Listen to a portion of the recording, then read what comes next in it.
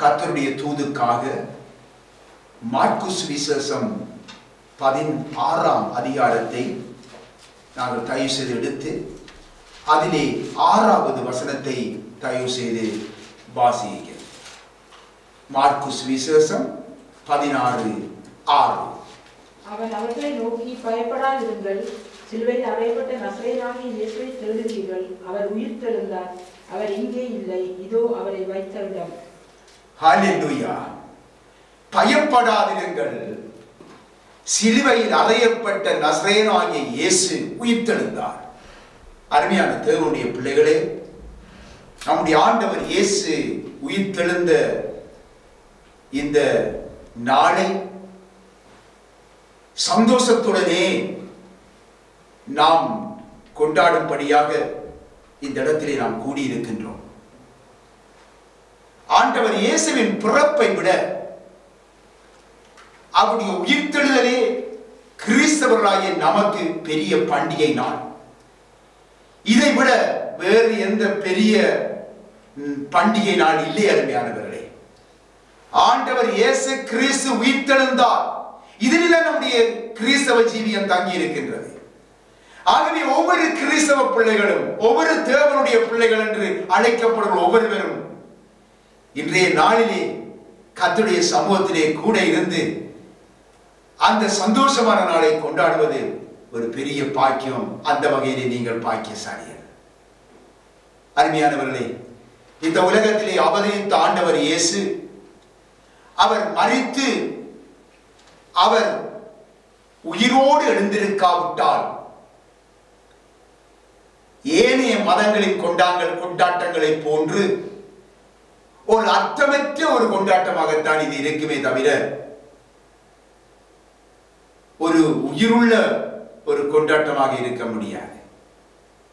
ஆண்டவர் இயேசு உயிர்த்தெழுந்தார். அல்லேலூயா. இதுதான் கிறிஸ்தவர், ஒவ்வொரு கிறிஸ்தவருக்கும் ஜீவனை கொண்டு வருகிறது. அருமையானவர்களே, அந்த நம்பிக்கையை கொண்டு வருகிறது. ஒவ்வொரு கிறிஸ்தவரும் ஆண்டவராகிய இயேசு கிறிஸ்துவினுடைய உயிர்த்தெழுதலுக்கு பங்குள்ள ஒவ்வொருவரும் ஒரு நாள் உயிர்த்தெழுப்பப்படுவார். அந்த நம்பிக்கை நமக்குள்ளே உண்டாகிறது. உலகத்திலே பல தத்துவ ஞானிகள், உலகத்திலே பல மேதைகள், பல தியாகிகள், ஏன் மத ஸ்தாபகர்கள் தங்களையே கடவுள் என்று அழைத்துக் கொண்டவர்களும் உண்டு. அருமையானவர்களே, அவர்களும் வாழ்ந்தார்கள் தான். ஆனால் இந்த உலகத்தின் புகழோடு அவர்கள் மரித்தார்கள். ஆனால் மண்ணோடு மண்ணாக போய்விட்டார்கள். அவர்கள் அதோடு அவர்களுடைய நம்பிக்கையும் மண்ணோடு மண்ணாய் போய்விட்டது. அவர்களை நம்பி இருந்த மக்களுடைய நம்பிக்கையும் அப்படியே மண்ணோடு மண்ணாய் போய்விட்டது. அந்த நம்பிக்கை அழிந்து விட்டது. அவர்களை குறித்து மக்கள் வைத்திருந்த நம்பிக்கையும் அழிந்து விட்டது. ஆனால் அருமையான தேவனுடைய பிள்ளைகளே, நம்முடைய ஆண்டவர் இயேசு கிறிஸ்து அவர் சொன்னபடி உயிர்த்தெழுந்தார். நான் மரித்து 3ஆம் நாள் உயிர்த்தெழும்புவேன் என்று சொன்னார். சொன்னபடி அவர் உயிர்த்தெழுந்தார். அருமையானவர்களே, நாம் கொரிந்தியரிலே 1 கொரிந்தியரிலே 15ஆம் அதிகாரத்தை நாங்கள் தயவு செய்து எடுத்துக் கொள்வோம்.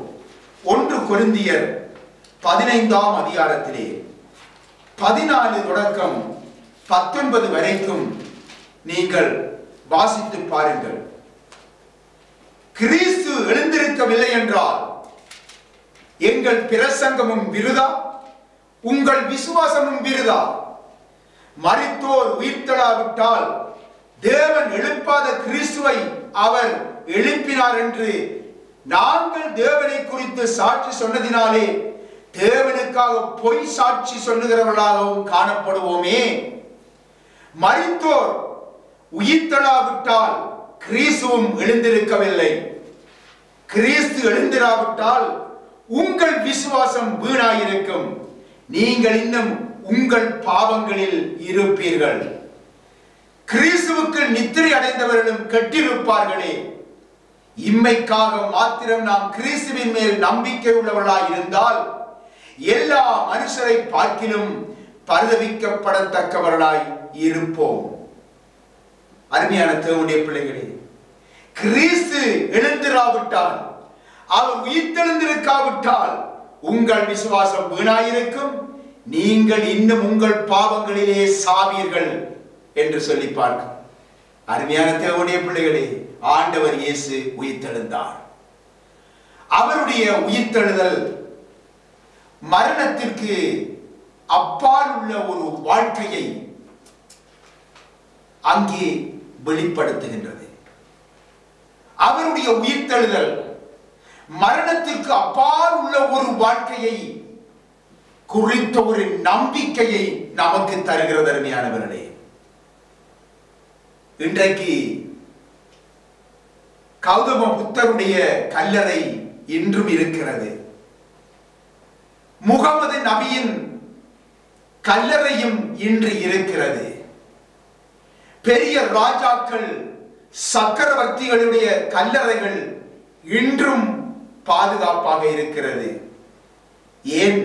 எகிப்திய ராஜாக்களுடைய அவர்கள் கட்டின அந்த பெரிய பிரமிட்டுகள் இன்னும் அந்த மனிதனுடைய அந்த கல்லறை, அந்த மனிதன் தன்னுடைய கல்லறையை எவ்வளவு பிரமாண்டமாய் கட்ட முடியும் என்பதை அது வெளிப்படுத்தி காட்டுகிறது.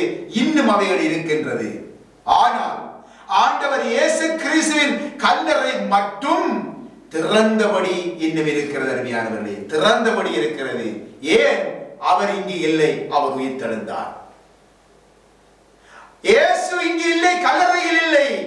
ஆண்டவர் இயேசு கல்லறையில் இல்லை, அவர் உயிர்த்தெழுந்தார். கல்லறை அவரை அடக்கி வைக்க முடியவில்லை. அருமையானவர்களே, இதைத்தான் அந்த கல்லறை இன்றும் பேசிக் கொண்டிருக்கிறது. அந்த கல்லறை உயிர்த்தெழுதலின் வல்லமையை நமக்கு பலமாக சாட்சியாய் வெளிப்படுத்திக் கொண்டிருக்கின்றது. நானே உயிர்த்தெழுதலும் ஜீவனுமாய் இருக்கிறேன், என்னை விசுவசிக்கிறவன் மரித்தாலும் பிழைப்பான் என்ற அந்த தொனி, கம்பீர தொனி, அந்த ஜெய தொனி உலகமெங்கும் தொனித்துக் கொண்டே இருக்கிறது. அருமையானவர்களே, இந்த உலகத்தின் ஒவ்வொரு மூலைகளிலும் அந்த தொனி தொனித்துக் கொண்டிருக்கிறது. ஒரு அருமையான ஒரு பாடல், பழைய பாடல் ஒன்றை நாங்கள் பாடுவோம். நாங்கள் சேர்ந்து, என்னோடு சேர்ந்து இந்த பாடலை நீங்கள் பாடுங்கள். யூத ராஜசிங்கம் உயிர்த்தெழுந்தார், ஜோத ராஜசிங்கம் உயிர்த்தெழுந்தார், உயிர்த்தெழுந்தார், நரகை ஜெயித்தெழுந்தார். யூத ராஜசிங்கம் உயிர்த்தெழுந்தார், மரணத்தின் சங்கிலிகள் தெரிபட்டன, தெரிபட்டன, நொடியில் முறிபட்டன. யூத ராஜசிங்கம் உயிர்த்தெழுந்தார், உயிர்த்தெழுந்தார், நரகை ஜெயித்தெழுந்தார். யூத ராஜசிங்கம் உயிர்த்தெழுந்தார். அருமையான தேவனுடைய பிள்ளைகளே, யூத ராஜாதி ராஜசிங்கம் அவர் உயிர்த்தெழுந்தார், எங்கள் ஆண்டவராகிய இயேசு கிறிஸ்து. 1 கொரிந்தியரிலே நீங்கள் 15ஆம் அதிகாரத்திலே 32வது வசனத்தையும் 33வது வசனத்தையும் வாசித்து பாருங்கள். மரித்தோர் உயிர்த்தெழாவிட்டால் புசிப்போம், குடிப்போம், நாளைக்கு சாவோம் என்று சொல்லலாமே. மோசம் போகாதிருங்கள், ஆகாத சம்பாஷணைகள் நல்லொழுக்கங்களை கெடுக்கும். இன்றைக்கு எத்தனையோ பிள்ளைகள், எத்தனையோ ஜனங்களுடைய சத்தத்தை கேட்டிருக்கிறோம். நாங்கள் செத்து போவோம், சாப்பிடுவோம், குடிப்போம், செத்து போவோம். வேதம் சொல்லுகின்றது, மோசம் போகாதிருங்கள், மோசம் போகாதிருங்கள், ஆகாத சம்பாஷணைகள் நல்லொழுக்கங்களை கெடுக்கும். பின்னாகவே அருமையான தேவனுடைய பிள்ளைகளே, இந்த உயிர்த்தெழுதலை குறித்து, ஆண்டவருடைய மரித்தல் உயிர்த்தெழுதலை குறித்து நம்முடைய வாய் பேசவில்லை என்றால் ஏனைய பேச்சுக்கள் எல்லாம் ஆகாத சம்பாஷணைகள், அது நம்முடைய நல்லொழுக்கங்களை கெடுக்கும் என்று சொல்லி இங்கே வேதம் நம்மை எச்சரிக்கிறது. ஆகவே ஒவ்வொரு தேவனுடைய பிள்ளைகளுக்கும் ஆண்டவர் இயேசு கிறிஸ்து உயிர்த்தெழுந்தார். இதுதான் நம்முடைய ஜெயகீதமாய் இருக்க வேண்டும். அருமையானவர்களே, ஆண்டவர் இயேசு மரணத்தை ஜெயித்தார். ஆண்டவர் இயேசு பாதாளத்தை ஜெயித்தார். ஆண்டவர் இயேசு சாத்தானை ஜெயித்தார். அவரை கல்லறைக்குள் யாருமே அடக்கி வைக்க முடியவில்லை. யாருமே அடக்கி வைக்க முடியவில்லை. அருமையானவர்களே, ஜூத போர்ச்சவரால் அந்த கல்லறையை காத்து, அங்கே போர்ச்சவர், ரோம போர்ச்சவர், அவர்கள் எல்லாரும் கல்லறையை காத்தார்கள். அந்த கல்லறையை காவல் காக்க முடிந்ததா? முடியவில்லை. யூத ராஜசிங்கம் உயிர்த்தெழுந்தார். எந்த அரசாங்கமும் எந்த சட்டங்களும் அவரது கல்லறைக்கு முத்திரை வைக்க முடியாது போய்விட்டது. அருமையானவர்களே, உடைக்கப்பட்டது, உடைக்கப்பட்டது, முத்திரைகள் உடைக்கப்பட்டது. அருமையானவர்களே, யூத ராஜசிங்கம் உயிர்த்தெழுந்தார். உயிர்த்தெழுந்த கிறிஸ்து அவர் ஜெய கிறிஸ்துவாய் இருக்கிறார். மரித்து இதோ சதா காலங்களிலும் உயிரோடு இருக்கிறேன் என்று சொல்லி சொன்னவர் நம்முடைய உயிர்த்தெழுந்த கிறிஸ்து. எனக்கு அருமையான தேவனுடைய பிள்ளைகளே, உயிரோடு எழும்புகின்ற கர்த்தரை தடுத்து நிறுத்த எந்த ஒரு சக்தியாலும் முடியவில்லையே. எந்த ஒரு சக்தியாலே முடியவில்லையே. அவர் சொன்னபடி அவர் உயிர்த்தெழுந்தார். சொல்லபடி ஆண்டவர் இயேசு உயிர்த்தெழுந்தார். நம்முடைய ஆண்டவர் இயேசு உயிர்த்தெழுந்தார் என்று சொல்லுகிறோமே, ஆண்டவர் இயேசு உயிர்த்தெழுந்ததினால் நமக்கு கிடைக்கின்ற இன்னும் மேலதிகமான ஆசீர்வாதம் என்ன என்று சொல்லி ஒரு விசை நாங்கள் தியானித்து பார்ப்போம். நாங்கள் ரோமர் வேதத்திலே, ரோமர் 1ஆம் அதிகாரத்திலே 5வது வசனத்தை தயவு செய்து வாசியுங்கள். மாமிசத்தின்படி வாசியுங்கள். மாம்சத்தின்படி தாவீதின் சந்ததியில் பிறந்தவரும், மாமிசத்தின்படி தாவீதின் சந்ததியில் பிறந்தவரும், பரிசுத்தமுள்ள ஆவியின்படி தேவனுடைய சுதன் என்று மரித்தோரிலிருந்து உயிர்த்தெழுந்ததினாலே பலமாய் நிரூபிக்கப்பட்ட தேவகுமாரனுமாய் இருக்கிறார். அவர் மரித்தோரில் இருந்து உயிர்த்தெழுந்ததினாலே பலமாய் நிரூபிக்கப்பட்ட தேவகுமாரனுமாய் இருக்கிறார். ஆம், அருமையான தேவனுடைய பிள்ளைகளே, இன்றைக்கு அவருடைய உயிர்த்தெழுதல் நமது ஆவிக்குரிய ஜீவியத்துக்கு ஒரு ஆழமான, ஒரு அசையாத அஸ்திவாரமாய் இருக்கிறது. இந்த கடைசி நாட்களிலே அநேகர் உங்களிடத்திலே வந்து, கிறிஸ்து தேவன் அல்ல, அவர் ஒரு மனிதன் தான், நல்ல தீர்க்கதரிசிதான், நல்ல மகான் தான், நல்ல போதனைகளை தந்த ஒரு போதகர், புத்தர் காந்திக்கு சமமானவர் என்றெல்லாம் சொல்லி உங்கள் விசுவாசத்தை தள்ளாடச் செய்வார்கள். ஆண்டவர் இயேசு புத்தருக்கும் காந்திக்கும் சமனானவர் அல்ல. அவர்கள் மனுஷர்கள். அவர்கள் மரித்து மண்ணோடு மண்ணாய் போய்விட்டார்கள். அவர்களும் ஒரு நாள் ஆண்டவர் இயேசு கிறிஸ்துடைய வருகையிலே நியாய தீர்ப்பிலே அவர்கள் நிற்க வேண்டியவர்கள். அதை நினைத்துக் கொள்ளுங்கள். ஆகவே மற்ற காரியங்களை குறித்து மனுஷர் பேசுகின்ற இந்த வீணான வார்த்தைகளை குறித்து உங்கள் விசுவாசம் தள்ளாடிவிடக் கூடாது. நீங்கள் இந்த காலத்திலே நீங்கள் எச்சரிக்கையாய் இருக்க வேண்டும். ஏனென்றால் இவ்விதமாய் விசுவாசத்தை குழப்பவர்கள் அநேகர் தோன்றுவார்கள். இந்த கடைசி நாட்களிலே, கொடிய காலத்திலே தோன்றுவார்கள் என்று ஆண்டவர் இயேசு சொல்லுகின்றார், சொல்லி இருக்கின்றார்.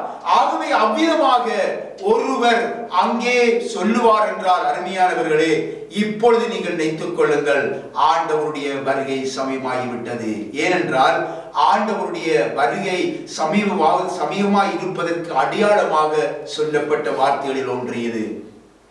எனக்கு அருமையானவர்களே, இப்படிப்பட்ட ஒரு சந்தேகத்தை தான் சாத்தான் இந்த கடைசி நாளிலே ஜனங்கள் மத்தியிலே விதைத்துக் கொண்டிருக்கிறான். நாம் எச்சரிக்கையாய் இருக்க வேண்டும். அன்றும் அவன் விதைத்தான். ஆண்டவர் இயேசு கிறிஸ்துவை சந்தேகிக்கும்படியாய் அவன் விதைத்தான். அருமையானவர்களே, நீர் தேவனுடைய குமாரனே ஆனால் என்று சொல்லி அங்கே ஒரு சந்தேகத்தை உண்டு பண்ணினான். நீர் தேவனுடைய குமாரனே ஆனால் இந்த கல்லுகள் அப்பமாகும்படி சொல்லும் என்று சொல்லி அங்கே ஒரு சந்தேகத்தை உண்டு பண்ணினான். நீர் தேவனுடைய குமாரனே ஆனால் இந்த உப்பரிகையின் மேலே இருந்து தாழ குதியும் என்ற ஒரு சந்தேகத்தை உண்டு பண்ணினான். அவருடைய சிலுவை பரியந்தம் அவர் திரும்ப அதே சந்தேகத்தை தான் அங்கே தூண்டிக்கொண்டே இருந்தான். அருமையானவர்களே, நன்றாக தெரிந்து கொள்ளுங்கள், யார்? சாத்தான். சிலுவையின் அடிவாரத்திலே இருந்த ஜனங்களை தூண்டிவிட்டு என்ன சொன்னான் தெரியுமா? நீர் தேவனுடைய குமாரனை ஆனால் சிலுவையில் இருந்து இறங்கும், அப்பொழுது நாம் விசுவசிக்கிறோம் என்று சொல்லி அந்த சந்தேகத்தை உண்டு பண்ணினார். அதே வேளை தாவீதின் சந்ததியிலே பாருங்கள், இங்கே எழுதப்பட்டிருக்கிறதே, தாவீதின் சந்ததியிலும் தாவீது இருந்த பெத்லெகேம் ஊரிலும் இருந்து கிறிஸ்து வருவார் என்று வேத வாக்கியங்களை குறித்து சுட்டி காட்டின வேளைகளில் எல்லாம் ஜனங்களுக்குள்ளே அவர்கள் சிந்திக்க தவறிவிட்டார்கள். எனக்கு அருமையான தேவனுடைய பிள்ளைகளே, ஆதி முதலாய் சொல்லப்பட்டவர் இவர்தான் என இந்த ஜனங்கள் சிந்திக்க தவறிவிட்டார்கள். எனக்கு அருமையானவர்களே, ஆண்டவர் இயேசுவும் பல சந்தர்ப்பங்களிலே தான் தேவகுமாரன் என்று சொன்னார். தேவன் என்றே அவர் தன்னை வெளிப்படுத்தினார், மெசியா என்றே வெளிப்படுத்தினார். அவர்கள் அவரை ஏற்றுக்கொள்ளவில்லையே. பார்த்தீர்களா? அவர் வெளிப்படுத்தியும் நானே அவர் என்று வெளிப்படுத்தினார், அவர்கள் ஏற்றுக்கொள்ளவில்லை.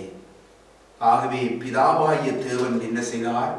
இயேசு கிறிஸ்துவை மரித்தோரில் இருந்து உயிரோடு எழுப்பி அவரே மெய்யான தேவகுமாரன் என்று அவர் நிரூபித்து விட்டார். ஆண்டவர் இயேசு கிறிஸ்துவின் உயிர்த்தெழுதல் சரித்திர ரீதியானது, கட்டுக்கதை அல்ல, சரித்திர ரீதியானது. அருமையானவர்களே, இன்று ஆண்டவர் இயேசு கிறிஸ்து உயிரோடு எழும்பும் பொழுது அவருடைய அளவற்ற உயிர்த்தெழுதலின் வல்லமையானது இந்த உலகத்தில் பலமாக இறங்கி வந்தது. ஆண்டவர் இயேசு கிறிஸ்து உயிர்த்தெழுந்த பொழுது இந்த உலகத்திலே அந்த உயிர்த்தெழுதலின் வல்லமை பலமாக இறங்கி வந்ததை நாம் வேதத்திலிருந்து அறிகின்றோம். நாங்கள் வாசித்து பார்க்கிறோம். மரித்தோரின் அநேக கல்லறைகள் திறந்து பரிசுத்தவான்கள் எருசலேமில் காணப்பட்டார்கள் என்று எழுதப்பட்டிருக்கிறது. கிறிஸ்துவின் கல்லறையை மூடியிருந்த பாறைகள் புரட்டி தள்ளப்பட்டிருந்தது என்று சொல்லி பார்க்கின்றோம். ரோமரிலே நீங்கள் 8ஆம் அதிகாரத்திலே தயவு செய்து 11வது வசனத்தை தயவு செய்து வாசியுங்கள். 8ஆம் அதிகாரம் 11ஆம் வசனம். அன்றியும் வாசியுங்கள் எடுத்தவர்கள். அன்றியும் இயேசுவை மரித்தோரிலிருந்து எழுப்பினவருடைய ஆவி உங்களில் வாசமாயிருந்தால், கிறிஸ்துவை மரித்தோரிலிருந்து எழுப்பினவர் உங்களில் வாசமாயிருக்கிற தம்முடைய ஆவியினாலே சாவுக்கு ஏதுவான உங்கள் சரீரங்களையும் உயிர்ப்பிப்பார். அருமையானவர்களே, இங்கே கவனிக்க வேண்டிய ஒரு முக்கியமான ஒரு வார்த்தையை நீங்க பார்க்கிறீங்க. கிறிஸ்துவை மரித்தோரில் இருந்து எழுப்பினவருடைய ஆவி. நீங்கள் அதை அண்டர்லைன் பண்ணி வையுங்கள் உங்களுடைய வேதத்தில். ஆம் அருமையானவர்களே, அவருடைய பலத்த சத்துவத்தின் வல்லமை, மகத்துவமான அந்த வல்லமை அவரை உயிரோடு எழுப்பியது. ஆண்டவர் இயேசு கிறிஸ்து உயிரோடு எழுப்பியது.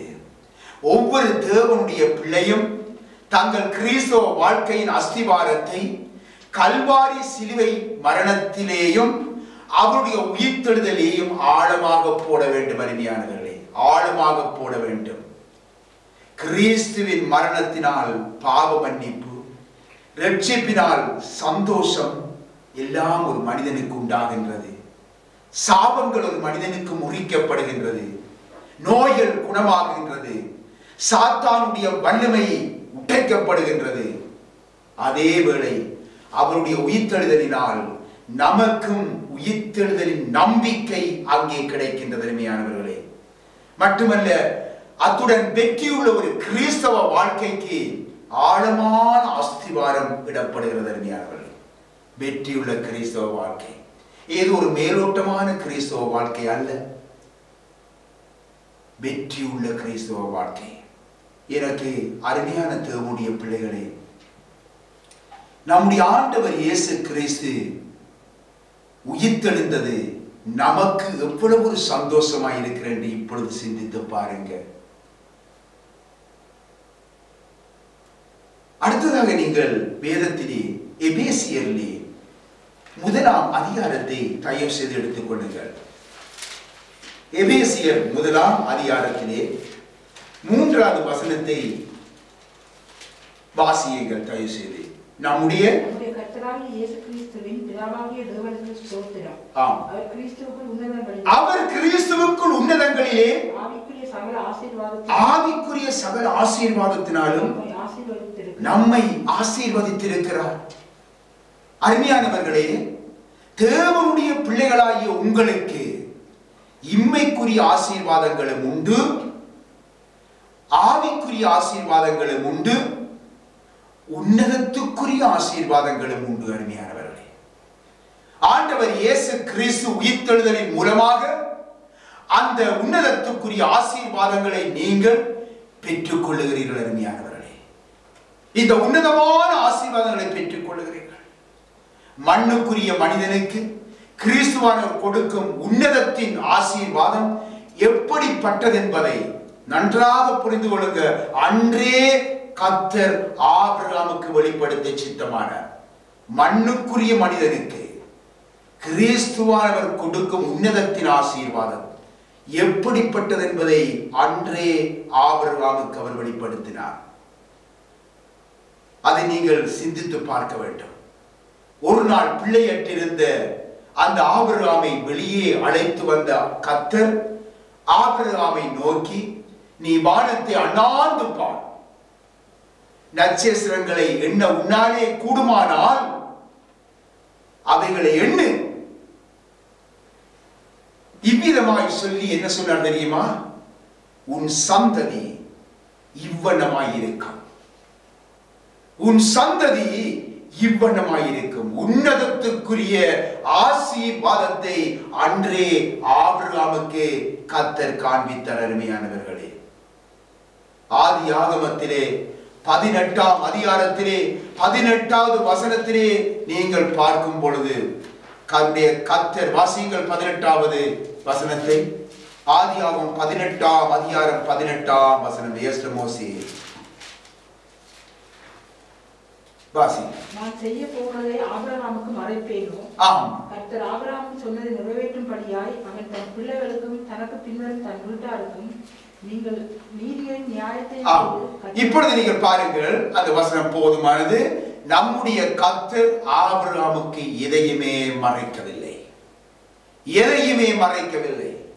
இதே மண்ணுக்குரிய மனுஷன் ஆபிரகாமுக்கு உன்னதத்துக்குரிய ஆசீர்வாதம் எப்படி மேன்மையானது என்பதை அன்றே அவர் காண்பித்து விட்டாரே. பார்த்தீங்களா?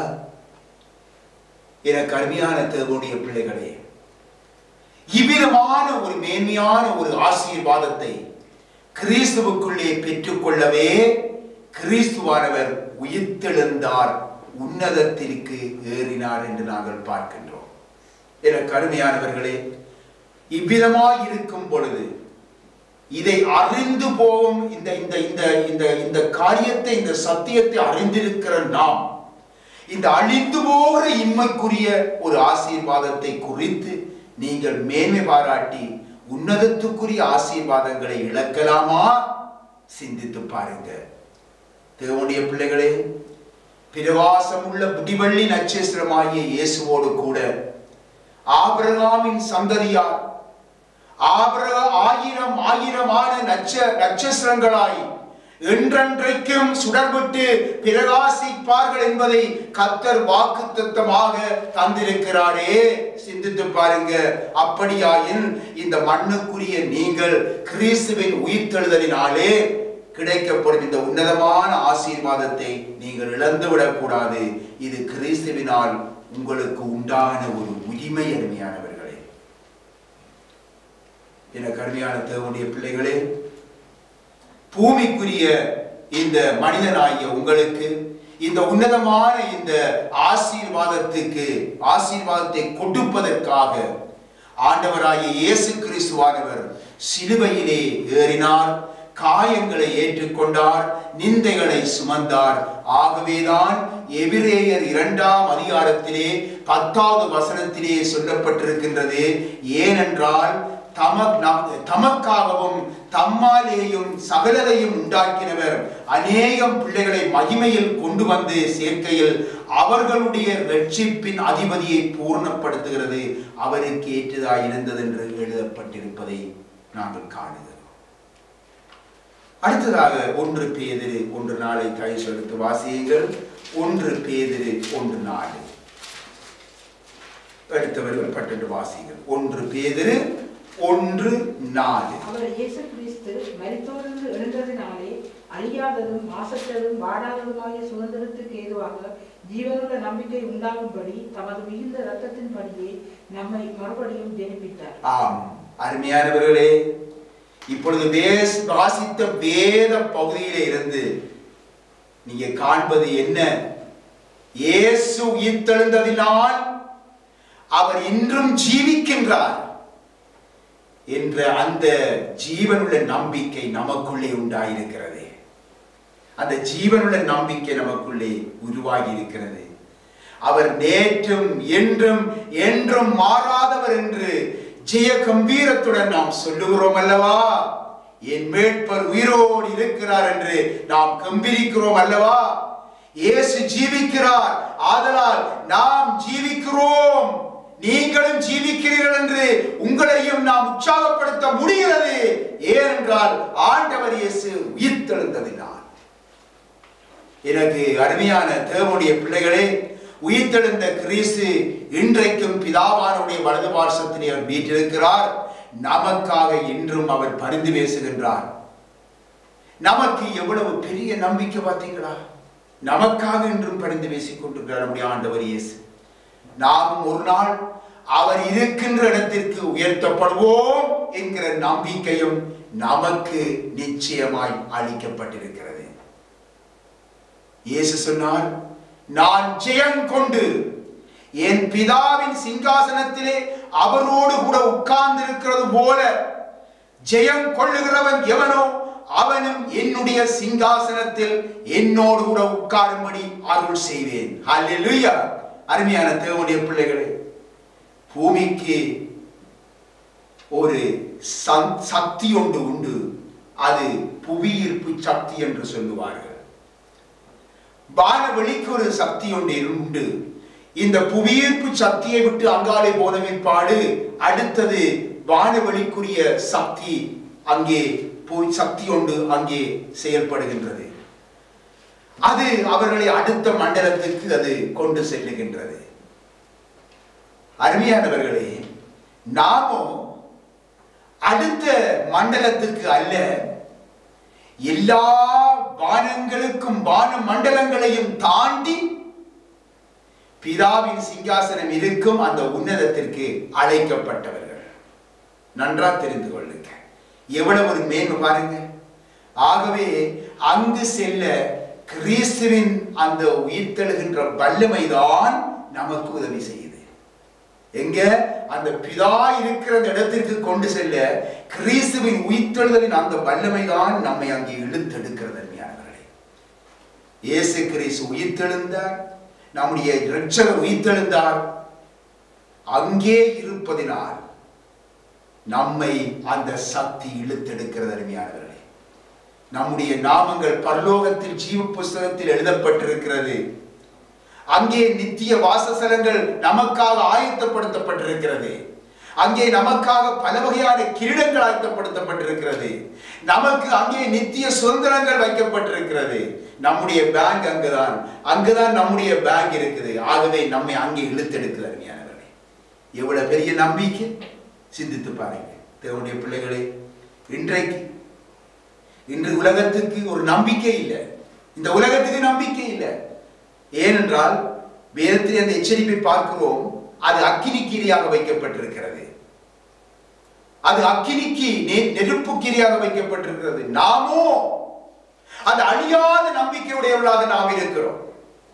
உயிர்த்தெழுந்த கிறிஸ்துவோடு நித்தியமாய் நாம் வாழுவோம், களிகூறுவோம் என்ற நம்பிக்கை நமக்கு வைக்கப்பட்டிருக்கிறது.